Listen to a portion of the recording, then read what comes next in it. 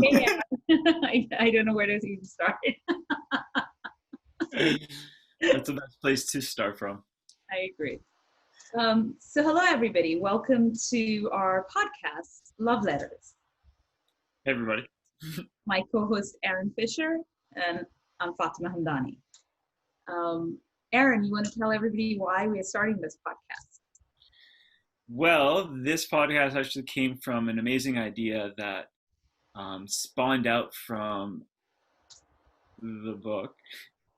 And in the book, the idea was, it's full of a lot of love letters. And the idea came up was, why don't we meet people from all around and get them to share their love letters and, you know, make the show about the human experience, the human connection, and the love letters that we all need in our daily lives.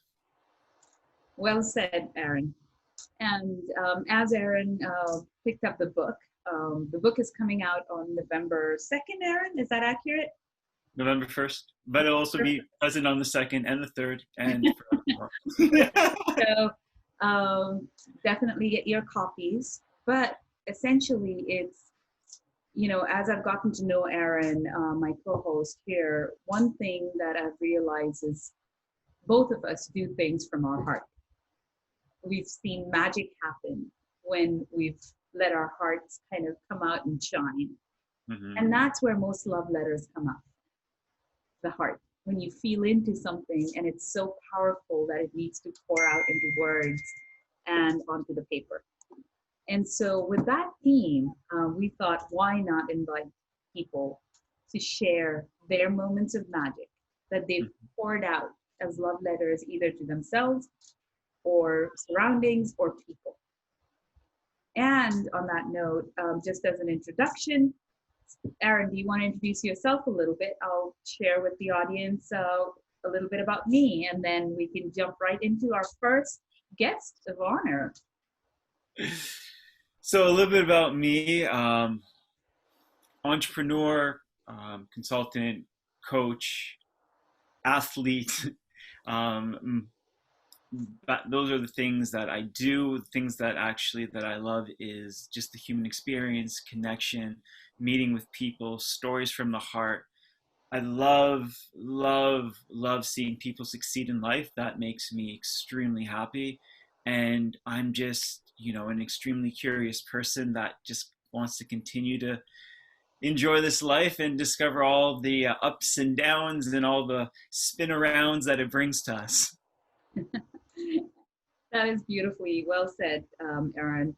And just a little background to myself. I am a serial entrepreneur as well. I love creating things. I love connecting dots. I've always sat at the junction of solving problems with technology. I connect dots and people very quickly. And that actually, I think, comes from one of my superpowers, which is empathy. I really, really love to connect and feel people, animals, surroundings. And that's where my joy comes from. I believe in magic. And I think both Aaron and I connected on that word magic. I think every moment holds magic, every love story holds magic, every lifetime holds magic.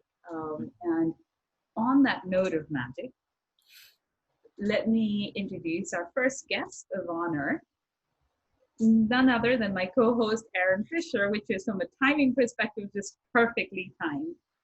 Welcome to the podcast, Aaron. Thank you. Thank you for having me. This is awesome. So as it goes, why don't we start with a love letter that you've written? I'd love for you to share that with the audience.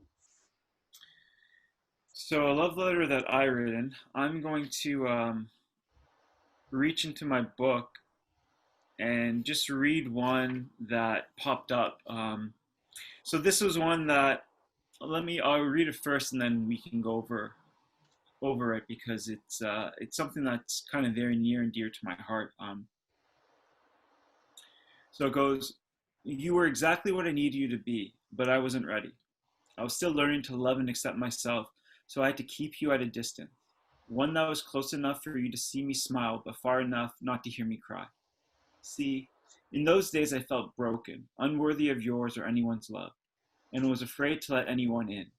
How could I, when I didn't even know how to fully love myself?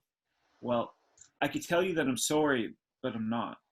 That would be like apologizing for my sadness when I choose to think about those days as times of embracing my growth, welcoming my change, and trying to understand my pain. Maybe in the future we'll meet again, smile, laugh, and be together. But even if we don't, it's okay, because I finally learned how to do that with myself. I learned how to see my curses as blessings, my scars as lessons, and my confusions as guiding questions. I'm no longer living in fear of being what I'm not, but rather I'm living in celebration of all that I am, all that I was, and all that I know I'm going to be. Even though you may find it strange, I want to say thank you. Thank you for giving me the space to breathe. Thank you for giving me space to leave. And most importantly, thank you for loving me even before I knew who I could be. Wow. Every time I hear something written from that book, I have to take a second and, my breath that I was holding, I didn't even realize I was. And I let it out, and it's just beautiful. Um, so heartfelt. So I think all of us have been there, whether we've admitted it or we've not. Yeah. So what prompted you to write this, Aaron? So this has been a collection of writings that I put throughout the whole years. I always found that the most therapeutic thing that I could possibly do was to put pen to paper. It's like when all these ideas are rushing around the head, all these emotions are trying to tell me what I should think, what I should feel, and I'm constantly, well, just not constantly, but confused. I find that once I write it down, they have no place to go. And then once I write it down, I actually find a place where I'm not in control, but I'm constantly living and writing in flow. It's almost like they're saying, hey, we just want you to see what we're saying. We just want you to acknowledge us. We just want to be part of your life, but we don't want to take over your life. Mm-hmm. But we're here to help you. We're here to help you express yourself. So when the pen goes to paper, it's just write. And it's, I still remember 15 years ago when I used to write in a journal. And I still remember writing, and like as if I'm looking over my shoulder, I'm like, oh no, what happens if somebody reads this one day? I'm like, they're going to think I'm crazy. And then I stopped journaling for a few years, and I found that journal entry that I was writing that day, because I was like, this is the darkest journal entry ever. I'm a fake, I'm a phony, I'm a liar. This is the darkest time of my life. And then like a few years later, I read it. I'm like, shit, that was dark. I'm like, I was doing good. And then I'm like, 1 second, and I'm reading that, and I'm like, it just clicked on me. It's just like, you were writing for how other people will think of you. Mm. But what about you just writing, just write and express yourself on how you want to feel and how you want to do? Because if you're feeling this, then maybe other people are too. If you express it and you've read words that touched your heart, maybe these words will touch other people's hearts. Maybe they won't, but there's only one way to find out. And if you do read these and they touch your own heart, then you've succeeded. And through the years, that's what it's been. And that's why I write, and writing has been my most therapeutic thing I could possibly do. Sometimes I write and my mind's like, rhyme that shit. I'm like, okay. And then sometimes it's like, write it in a poem. I'm like, okay. And it's just like, I just let whatever comes out come out with no judgment. And throughout the years, it just became a collection of stuff. And that's all the stuff that made it to the book. That's beautiful. And so the passage that you read to us today, when was that written and what prompted it? Man, that was written when I was in Nanjing, China,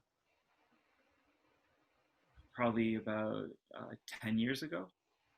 Was it a love lost or a love let go? It was a love understanding, but it was a little bit of both, because it was in a relationship that I was in, and my definition of what a relationship then was one that would make girls go crazy, because it wasn't really a relationship. It was more like, we're together, but we're not together, but we are together. You I know? think there's a word for that in the attachment theory. Yeah. Called avoidant. Yeah, so it was a lot of that, because once again, in that writing, I wrote, like, one of the things that I was so scared about was, what happens if they see me before I see myself? But don't we always, others have a uncanny, especially if they're paying attention, to see us way before we actually see ourselves. 100%. I fully agree with that. And I do. In that moment, it was just, I just didn't know. I Mm-hmm. didn't know. I just didn't know if I'm like, it was such, I lived in such an external world of what happens if they or this, or they would think about that, like me, like this. And then I realized that, like, no, but the relationships and the people I've met, they're the ones that actually help me to better understand. That's why I write, like, I'm not sorry. I'm thankful. You know, I appreciate it. And as strange as it might sound, it's like, thank you for showing me how to love before I could fully gauge and understand what it means to love myself. Because my one belief is, like, you don't need to love yourself before you love other people, because other people can teach you how to love yourself. Yeah. It's like, loving a dog loving you so much, you're like, I don't understand this love. Your parents, if you're blessed to have great ones, they give you this love, and you're like, but how does this make sense? But later in life, it starts to connect, and then you start to see what love means to you, right? You get to see how you express love, not what, like, what I'm saying here is, love is not the same for everybody, and that's why it's so confusing. I love one person one way, but they don't need to love me the same way, because that would be me trying to make them feel something that's not love for them. Love is one of the most beautiful things that happen in this world, but we have to enjoy the beauty as it comes, like a rainbow, right? Yeah. My love might be blue, but yours might be purple, but together it makes something extremely beautiful. Yes, love is definitely rainbows. Um, so what about somebody who's written to you, a love letter that you received that really touched you? I have a book of love letters written to me from students, from charity programs and things, and they are my go-to letters that I read when I just, you know, I used to just have a lot of questions, and Mm-hmm. I would just read this, and it was just the way that they wrote these things. It's just uncanny to be seen sometimes, and on those days where you don't feel like you even exist, and Mm-hmm. it's beautiful. I believe that our words are so powerful. We don't even realize how powerful it is. And when you put pen to paper and you share, wow, you connect with different parts of your being, different parts of your soul. I still remember during a workshop, it was past, present, and future workshop that I did. It was me, my partner, and another friend, and I did past, one did present, another did future, and we had to write letters on each one of them. And when we finished the workshop, we gave everybody like their letters. And by that time, most people forgot about it. And reading a letter from your past and your present to your future, it it blows you away. Yeah. Yeah. No, it's very interesting. Can you share an incident where, one such letter brought you back, brought a smile back to your face during some dark moments? And I know, getting to know you over a few months now, Aaron, um, you've lived multiple lifetimes, and it's beautiful to hear your stories. Thank you. But share one that was, where you were not in your best place, but somebody else's words brought a smile to yours? I have to say, like, some of the most beautiful love letters to me are come in the shape in the form of a book. You know, The Mhm. Alchemist was my like my like when I started just to better explore my life and the things around it, I would pick up books, and these books would be love letters that people wrote that would just touch my soul. Like The Alchemist is no matter how many times I've read it, it's a new book because when I read it and every time I reread it, I'm not the same. And I really believe the book's not the same too. So everything is constantly shifting and changing. And, even the same author, he wrote the book Zahir. And that's about a book about love. And his words about how he dealt with the human experience in love that opened me up. And then the more I started writing, the more I started reading. And the more I started reading, it's inspired more of my writing because you watch like Brene Brown, someone that we speak about, like the way she just writes so beautifully, so openly, and so vulnerable. Not vulnerability as an armor, not vulnerability as a shield, but as a human experience. And you're like, damn, yeah, I can relate with that. And also, the more that I read books or love letters, the more permission it gave me to write more of my own love letters. The more permission it said to be like, oh shit, this isn't a normal human experience. Yeah. Absolutely. And I think Alchemist was one place that you and I definitely connected. It happens to be one of my favorite books. And what most people don't remember of Alchemist, Alchemist is an entrepreneur's book. Alchemist tells you to go after what you feel like. But at the end of the day, it was definitely a love story because he comes back for Fatima in the book. Yep. And I actually didn't remember that at all. I had read it and it had impacted my life quite significantly. And as you say, every time I've read that book, something else comes up. And very recently, I was cleaning out one of my storage units, and suddenly, brand new in a wrapping, that book was sitting. I don't remember buying it. I don't remember, and it was there for me to unwrap. And I'm so excited about rereading it. Um, so, Aaron, when you've been writing and when you have been actually, this is your first book, right? That you're publishing? First book to the public, third book in my life. Oh wow, what happened to the other two? So the first book was to prove to myself that I can write a book. Mhm. And I wanted to write a book to myself. And that one was called The Awakening because it's constantly awakening. I like to say, like, on Instagram and things like that, I'm the awakening self, but in life, I like to call myself the awakening nap. It's like I'm awakening and I'm asleep. I'm awake. So it's like that constant. And the reason I called it the awakening is because it's just a constant journey. Mhm. That's it. It's not to arrive, it's just to enjoy the process in the moment. So, and the second one was just a memoir through a lot of the diaries that I wrote that I just put together, and to put the stories. And this one was a collection of, yeah, just a lot of the passages that I wrote throughout the years. And Wow. So how, when you pitched it and when it got accepted as a book, how did it make you feel? well, I yeah, the cool thing about it was, um, it was actually my partner. She helped me with it. I'm like, I have so many passages, I have so many things, and she's like, I'm like, I don't know what to do.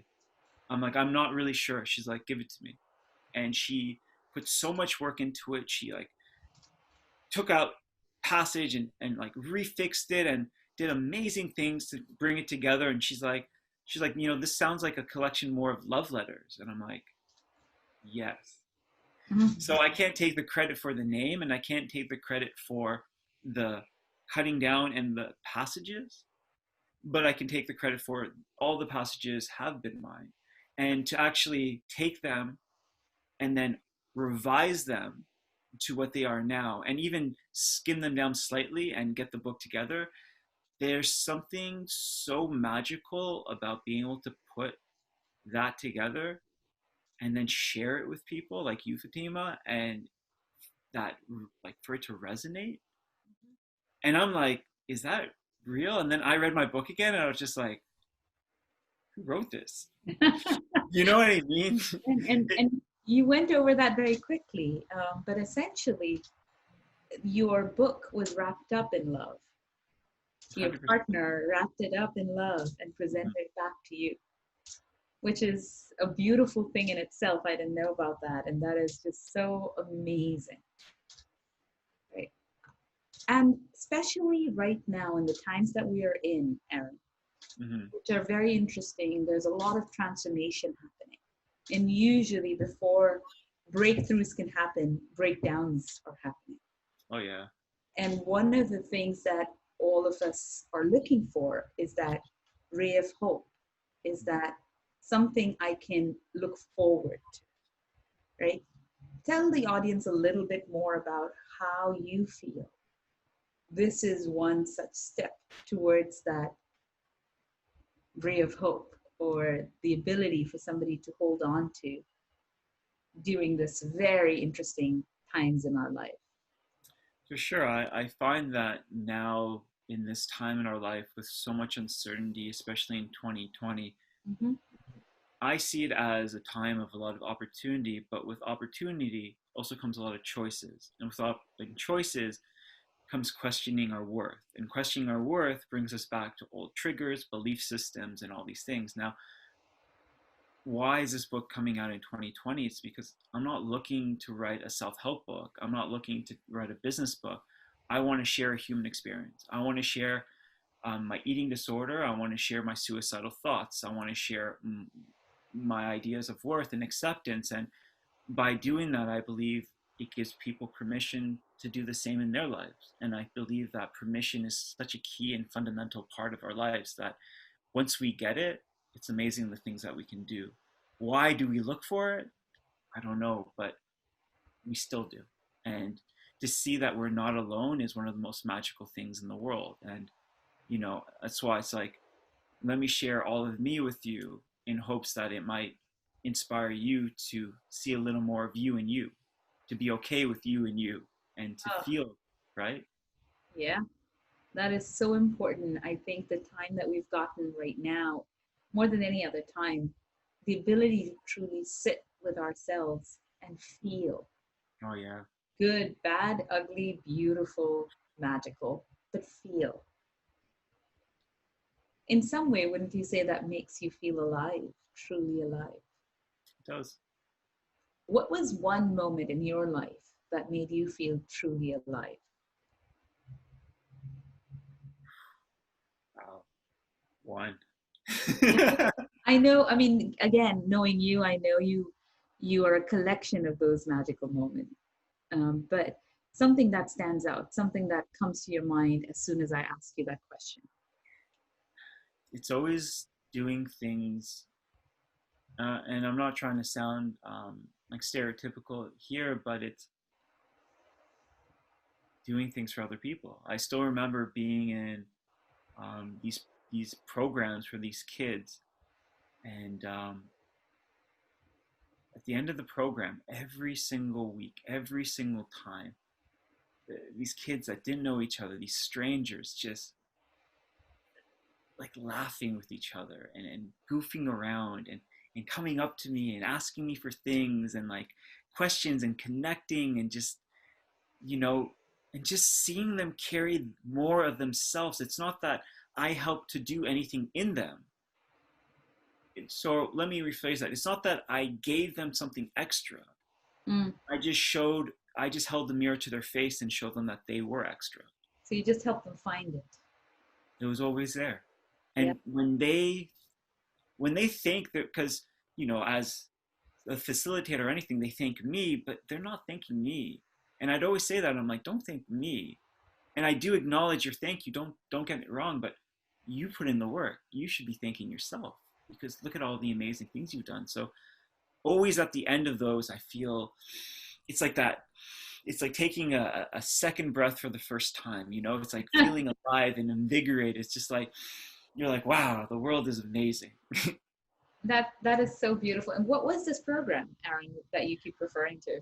So this program was in China. It was a summer school or a winter school program where there'd be kids from all around China, from primary school to university. They'd come down for 1 week intensive camps. We'd give motivational speeches, inspirational lectures, and it would be more of a workshop Mm. where at the end of it they would put on a play, and they would, and it was, yeah, it's just magical to see these kids do the things that they did. And at the end of it, there would always be these envelopes in the shape of a heart. And you'll actually find this picture in the book. And this way, the kids could write letters to the other children to Uh, say, hey, thank you for this year or whatever. And they'd all fill them up. But because I was the foreigner, they'd always fill up mine more. And I've kept every single one of those letters that they've written to me. And those are the letters I was talking about that are in my book. oh God. Because, Wow. yeah, and then reading those over, just, it's like, it just shows you that we all have the power to make a difference in other people's lives. And when we make a difference in other people's lives, it makes such a big difference in our own life. Mm. I remind me not to wear makeup when I'm having these conversations with you because you have the uncanny ability to bring tears, but that is so beautiful. And I think that might be the best note to kind of end this interview here, Aaron. Thank you so much. Me, for one, I can't wait to get my hands on that book. I can't wait to get your audiobook. I've heard you recite some of the passages, and you're right. Every single one feels like I wrote them for myself, or I have experienced them and they hit home. It's beautiful.